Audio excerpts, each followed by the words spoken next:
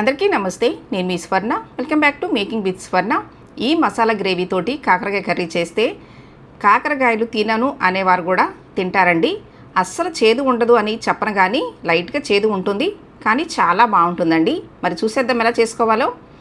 కాకరకాయల్ని ఇలా రౌండ్గా చక్రాల్లాగా కట్ చేసుకోవాలండి. విత్తనం అనేది కాస్త గట్టిగా ఉంటే విత్తనాలు తీసేసుకోవాలి.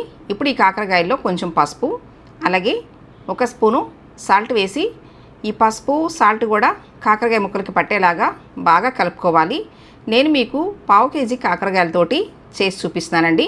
ఈ పైన ఉన్న చెక్క అసలు తీసేయకూడదు, ఇట్లాగే ఉంచుకొని రౌండ్గా ఇలా కట్ చేసుకోవాలి. ఇప్పుడు వీటిని ఒక 10 నిమిషాలు పక్కన పెట్టేసుకోవాలండి. నెక్స్ట్ స్టవ్ మీద ప్యాన్ పెట్టుకోవాలి. ప్యాన్లో ఒక స్పూను ఆయిల్ పోసి, ఆయిల్ హీట్ అయిన తర్వాత పొడవుగా కట్ చేసుకున్న ఎండు కొబ్బరి ముక్కలు వేసుకోవాలి. అంటే ఎండు కొబ్బరి చిప్పలో సగం వేసానండి. ఇప్పుడు పొట్టు తీసిన 4 వెల్లుల్లి రెమ్మలు వేసుకోవాలి. అలాగే ఇంచు అల్లం పొట్టు తీసుకుని ముక్కలుగా కట్ చేసుకుని వేసుకోవాలి. ఇవి వేయించేటప్పుడు స్టవ్ లో ఫ్లేమ్లో పెట్టుకుని వేయించుకోండి. తర్వాత 3 పచ్చిమిరపకాయలు ఇలా మధ్యలో కట్ చేసుకుని వేసుకోవాలి. ఇవన్నీ ఈ మాత్రం వేగిన తర్వాత ఇప్పుడు 3 టమాటాలు కాస్త పెద్ద ముక్కలుగానే కట్ చేసుకుని వేసుకోవాలి.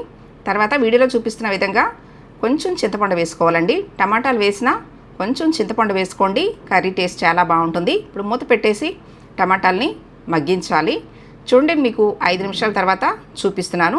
టమాటాలన్నీ ఈ విధంగా మెత్తగా మగ్గితేనే మనకి కర్రీలో గ్రేవీ అనేది బాగుంటుంది. ఈ మాత్రం వేయించుకుని పక్కన పెట్టేసుకోవాలండి. ఇప్పుడు 10 నిమిషాల తర్వాత మీకు కాకరకాయ ముక్కలు చూపిస్తున్నాను.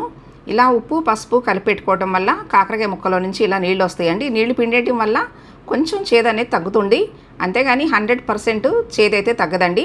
అయినా కొంచెం చేదు తినటం మన ఆరోగ్యానికి చాలా మంచిదండి.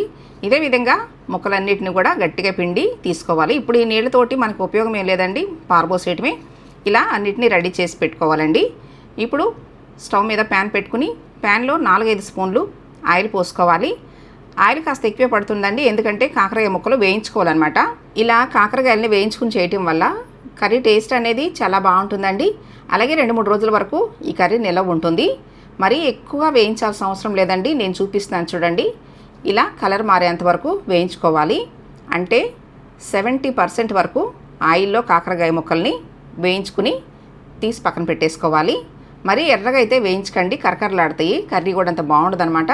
ఇప్పుడు ఇదే ఆయిల్లో ఒక చిన్న స్పూన్ తోటి జీలకర్ర వేసుకోవాలి. అలాగే ఒక చిన్న స్పూను సోంపు వేసుకోవాలి. సోంపు మాత్రం స్కిప్ చేయకుండా వేసుకోండి. అలాగే ఒక చిన్న స్పూను ఆవాలు వేసుకోవాలి. ఇవన్నీ చిటుపటమన్న తర్వాత ఇప్పుడు ఇందులో మీడియం సైజు ఉల్లిపాయలు 2 సన్నగా కట్ చేసుకుని వేసుకోవాలండి. వీలైనంత సన్నగా కట్ చేసుకుని వేసుకోండి. ఉల్లిపాయలు గోల్డెన్ బ్రౌన్ కలర్ వచ్చేంత వరకు వేయించుకోవాలి. ఉల్లిపాయలు వేగేలోగా ఇప్పుడు చల్లారి పెట్టుకున్న ఈ టమాటాలు ఎండు కొబ్బరి మిక్సీ జార్లో వేసుకుని మెత్తగా మిక్సీ పట్టుకుని పక్కన పెట్టేసుకోవాలి. నెక్స్ట్ మీకు ఇప్పుడు ఉల్లిపాయలు చూపిస్తున్నాను చూడండి. ఉల్లిపాయలు అనేది ఈ కలర్ వస్తేనే మనకి కర్రీ టేస్ట్ కూడా చాలా బాగుంటుంది. ఇప్పుడు ఇందులో మిక్సీ పట్టుకున్న పేస్ట్ వేసుకోవాలి. ఇలా టమాటాలని మిక్సీ పట్టి వేస్తున్నాం కదండి, గ్రేవీ కూడా చాలా బాగుంటుంది. ఇప్పుడు మిక్సీ జార్లో కొద్దిగా నీళ్లు పోసుకోవాలి. మన ఛానల్లో కాకరకాయల కారం రెసిపీ కూడా ఉందండి, అది కూడా చాలా బాగుంటుంది. ఎవరైనా చూడని వారు ఉంటే ఒకసారి మన ఛానల్ చెక్ చేయండి. ఇప్పుడు ఒక స్పూన్ ధనియాల పొడి, అలాగే ఒక స్పూను సాల్ట్, 2 స్పూన్లు కారం వేసుకోవాలి.